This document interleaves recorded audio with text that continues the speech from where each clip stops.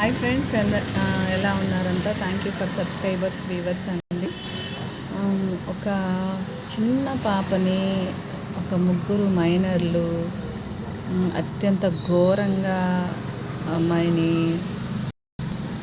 అమ్మాయిని లైంగికంగా దాడి చేసి చంపేసి ఇప్పటికీ శవం దొరకలేదు. ఎటుపోతుందో సమాజం అర్థం కావట్లేదండి. అసలు పిల్లలు వాళ్ళు ఎందుకు అలా బిహేవ్ చేశారు? ఒక 3వ తరగతి చదివే చిన్న అమ్మాయిని మళ్ళీ ఏదో క్షుద్ర పూజలు చేసినట్లు ఆనవాళ్ళు. అసలు ఏం జరుగుతుంది ఈ కేసులో అనేది ఏం అర్థం కావట్లేదు. చిన్న పాప, 3 years పాప, 6th క్లాస్ చదివే మైనర్లు అలా చేశారు అంటే ఎవరిది తప్పనాలి? లేకపోతే చుట్టూ ఉన్న సమాజంలో ఉన్న పరిస్థితుల, లేకపోతే పిల్లలకి స్మార్ట్ ఫోన్స్ ఇచ్చి వాళ్ళు చూసే విధంగా ఆ సైట్స్ అవన్నీ ఉండడం తప్ప, లేకపోతే తల్లిదండ్రులు పిల్లల ముందు చేసే చెడు ప్రవర్తననా? ఈ పాయింట్స్ తీసుకుంటే ఏవి అర్థం కావట్లేదండి. ఆ 6th క్లాస్ పిల్లలకి అసలు ఏంటి ఆలోచన? చక్కగా చదువుకొని భవిష్యత్తులో బాగుండాలి, ఏ ఇంజనీరో డాక్టరో ఇలా ఇలా అవ్వాల్సిన ఆశయాలు ఉండాల్సిన పిల్లలు ఇలా ఒక అమ్మాయిని, ఒక చిన్న పాపను, 3 years 3rd క్లాస్ చదివే పాపను తీసుకొని వెళ్ళి ఇట్లా చెయ్యాలన్న ఆలోచన ఎలా వచ్చింది ఆ పిల్లల మైండ్లోకి? తల్లిదండ్రులు, ఆడపిల్లలు ఉన్న తల్లిదండ్రులు చాలా జాగ్రత్తగా ఉండండి. ఈ పిల్లలకి ఇంటి ఫుడ్డు, ఇంట్లో మనుషులు ఇస్తేనే తీసుకునే అలవాట్లు చేయండి దయచేసి. బయట మీతో పాటు వెళ్ళితే తీసుకుంటే తప్ప సింగిల్గా ఉన్నప్పుడు ఎవరిచ్చినా తీసుకోవద్దని చెప్పండి. బళ్ళో అయినా ఎక్కడైనా పక్కకు పిలిచి చాక్లెట్ ఇవ్వడము, బిస్కెట్ ఇవ్వడము అంటే ఆ ఏజ్ మనమంతా దాటేసి వచ్చాము.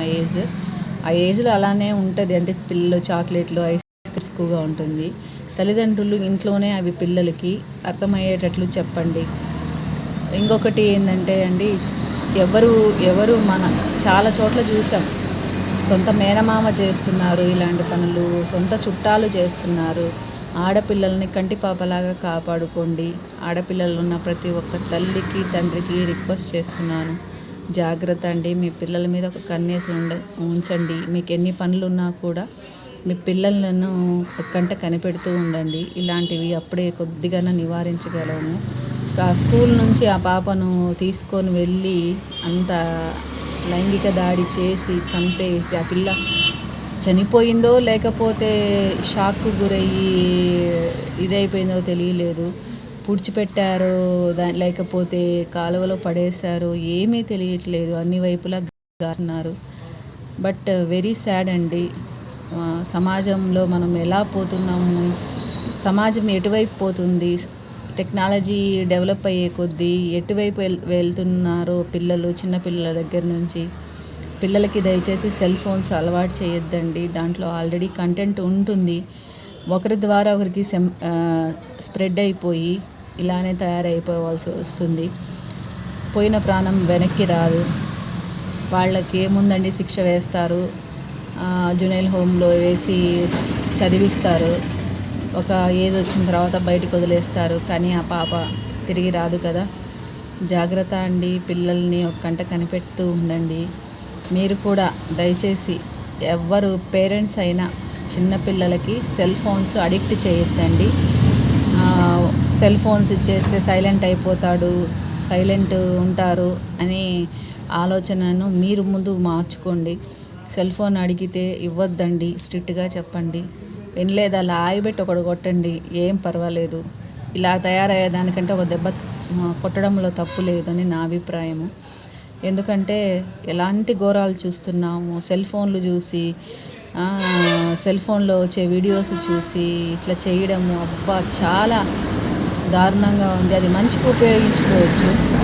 దాన్నే ఉపయోగించుకొని మనము ఆ సెల్ ఫోన్ని ఉపయోగించుకొని ఎన్ని క్లాసెస్ ఉంటాయండి, దాంట్లో ఎన్ని ఉంటాయి.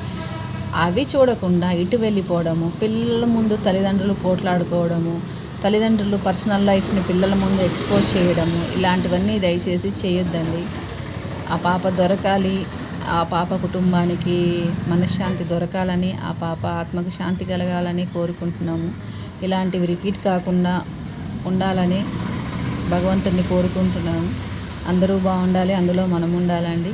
సెల్ ఫోన్స్ ప్లీజ్ పిల్లలకి అవాయిడ్ చేయండి ప్లీజ్ అండి. Thank you so much.